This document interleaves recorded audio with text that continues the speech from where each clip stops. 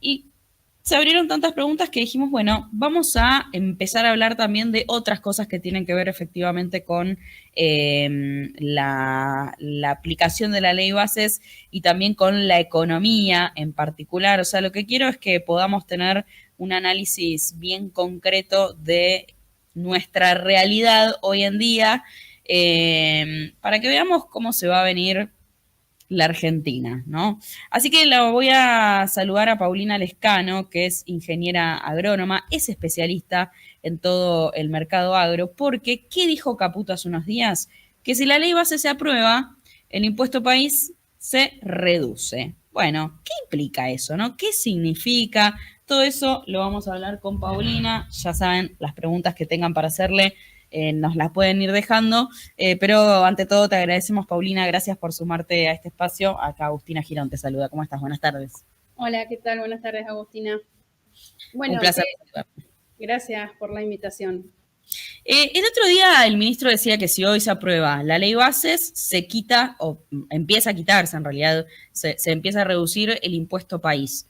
¿Por qué? ¿Qué tiene esta ley bases para el gobierno que hace que sea condición sine qua non para que efectivamente empiecen a reducirse impuestos, una promesa de gobierno, en este caso, impuesto país?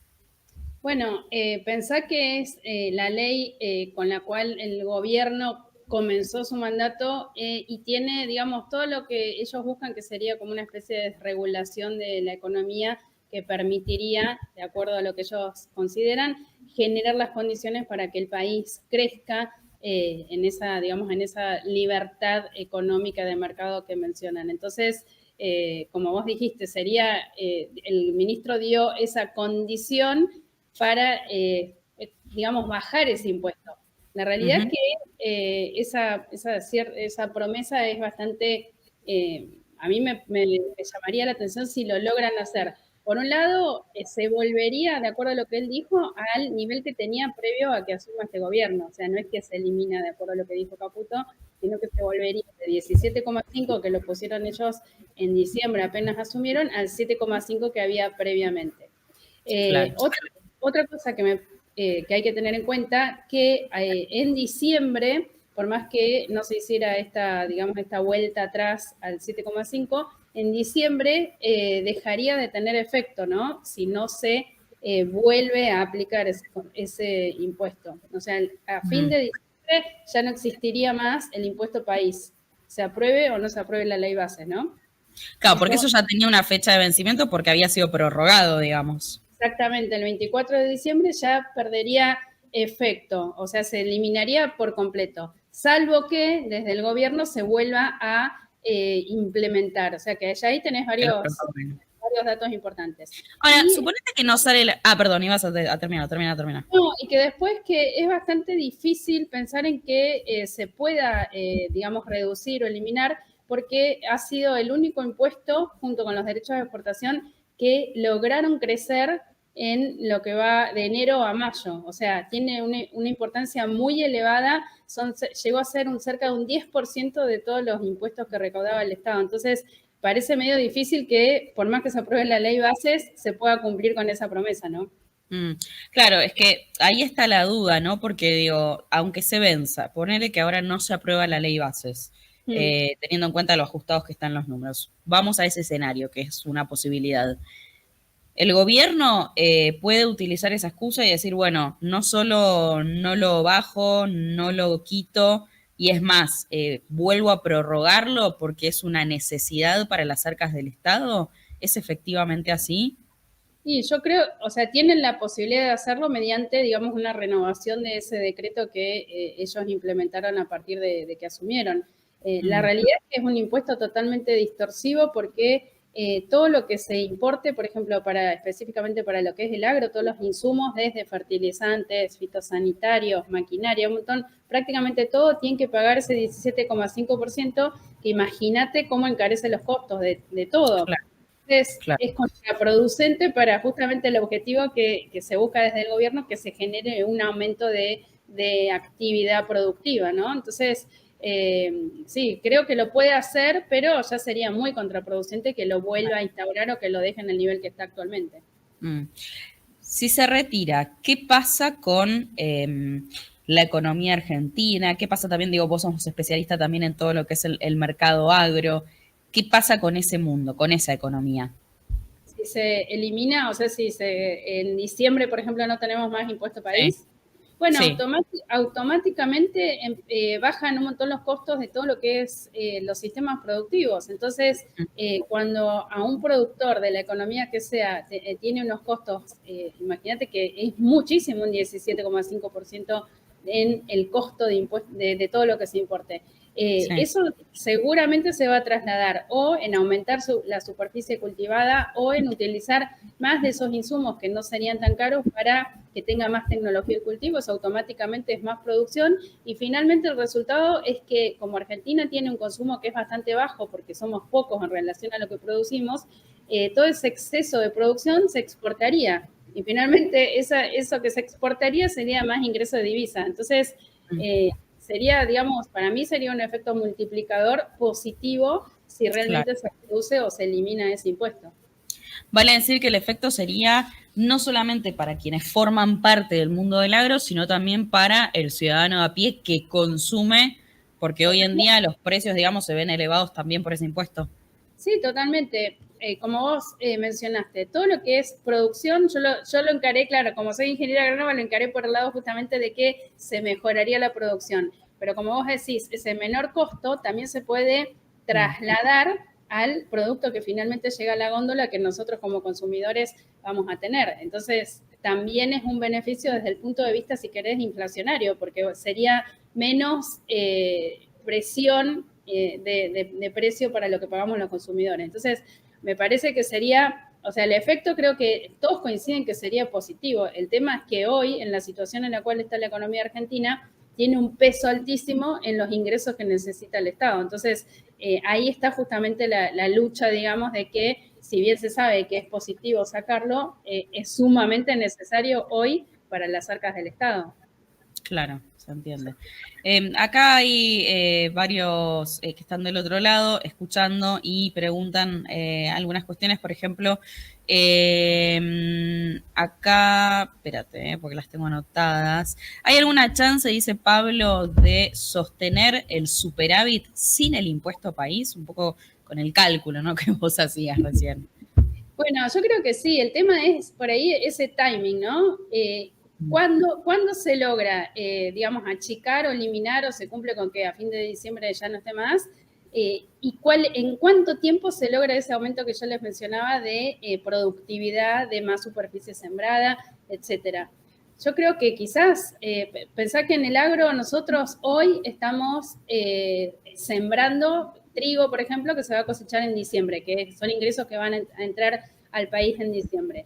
Entonces, yo creo que mínimo son 6 meses que se necesitan para que estos ciclos productivos se reactiven y tengamos efectos positivos. Así que yo creo Claro. que sí, que es factible. Hoy en día, esto, digamos, el superávit ese que se está logrando, pensar que también, en cierta forma, por más que se empezó a regularizar todo lo que es el pago de importaciones y demás, todavía hay deudas de importaciones. Entonces, es verdad que es muy frágil poder mantener ese superávit sin, por ejemplo, este impuesto país tan elevado. Pero yo creo que serían mucho más los beneficios de reducirlo o eliminarlo por completo que seguir manteniéndolo. Es como que es una Claro. economía que tiene todo el potencial y está totalmente paralizado, frenada. Otro dato en relación a esto y en relación a los ciclos productivos, para cualquier empresario, productores y demás, no saber cuando se hacen este tipo de promesas de baja de impuestos, obviamente que es bienvenida, el tema es saber cuándo, porque cuando te tiran por ahí ese dato, pero no te dan mayores precisiones, es como que se produce una paralización mayor, porque todo el mundo está esperando, ¿cuándo va a ser eso? ¿El mes que viene o dentro de 2 meses? Si Claro. yo tengo que hacer compras, importaciones o compra de lo que sea, espero a que me va a salir un 17,5% más barato o lo hago ahora. Entonces, ese mismo tipo de mensajes que no, digamos, que son expectativas positivas, pero que no te dan una fecha, generan una parálisis mayor todavía, porque, Claro. digamos, todos están esperando a ver si se concreta o no se concreta ahora, dentro de 6 meses o dentro de un mes. Entiendo. Acá Miguel también te pregunta en qué momento se van a bajar o eliminar las retenciones de las exportaciones. Obviamente esa es una decisión de gobierno, ¿no?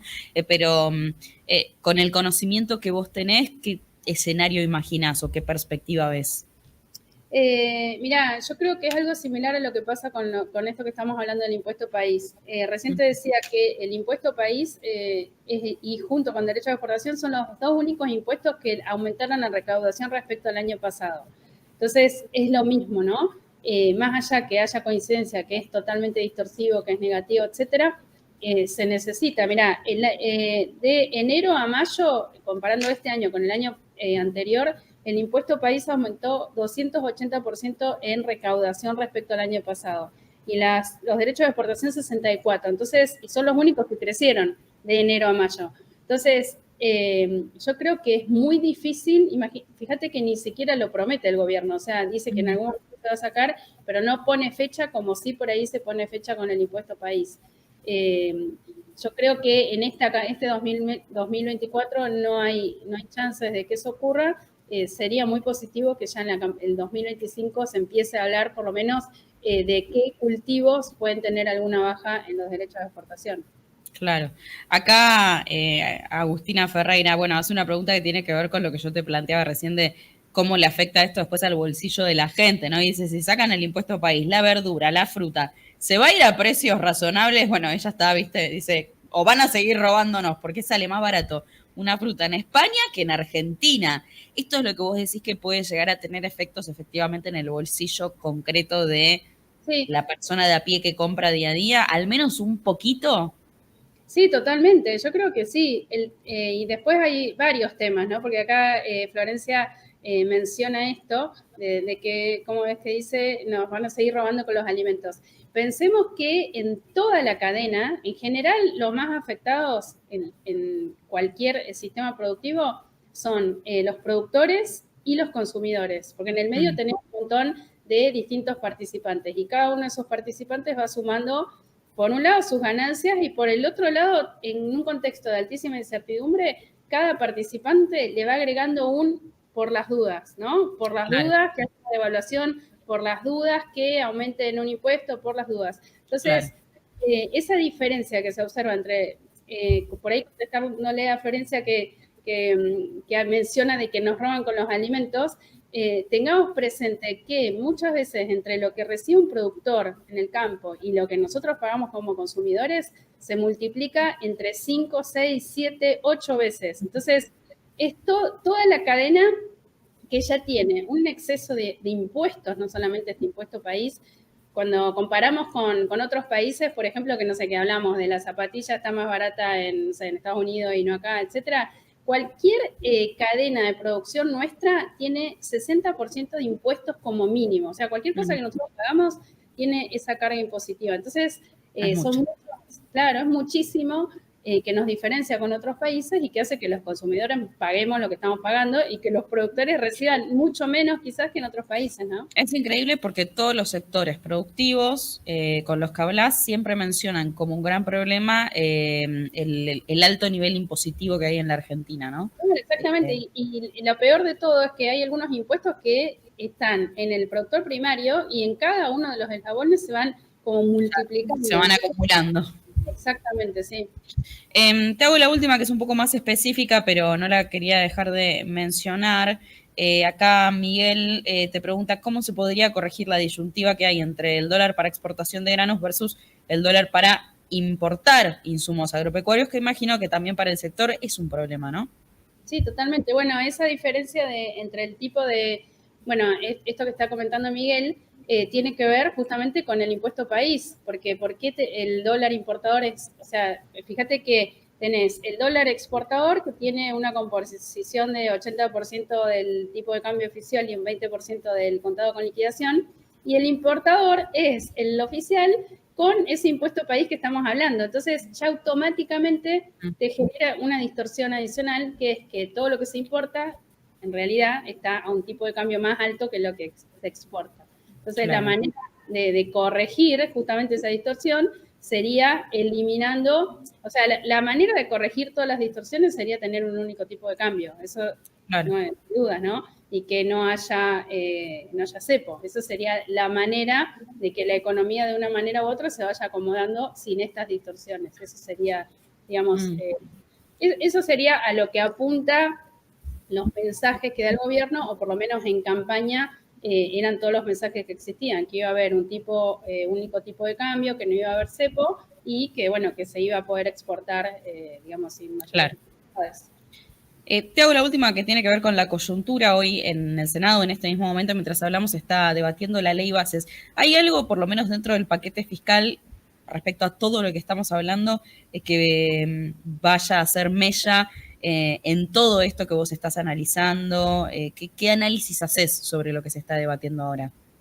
Bueno, sí, lo que se está debatiendo justamente es, como te decía, digamos, creo que el corazón de toda esta ley es hacer de que finalmente se llegue a una situación de que los impuestos sean menores, que haya menos burocracia, que haya, digamos, más libertad de acción de los mercados y demás.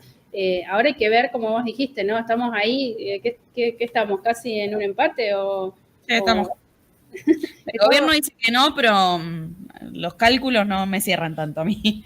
Bueno, es posible que tengan que ir a un desempate, sí. Yo creo que hay que ver, una vez que se defina si sí o si no, pongámosle que sí, qué es lo que realmente quedó, ¿no? Porque hubo muchos cambios.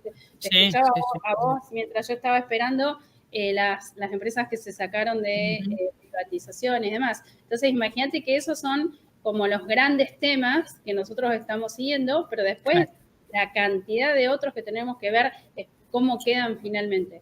Yo creo que el objetivo es ir hacia una economía que no tengamos ni la carga impositiva que tenemos, ni la burocracia que tenemos. O sea, también hemos visto en estos días que se eliminaron algunos registros para actividades agropecuarias y demás. Pero bueno, creo que digamos, ese análisis finito lo vamos a tener que hacer una vez que veamos realmente qué es lo que sale, ¿no? De esa... De todo.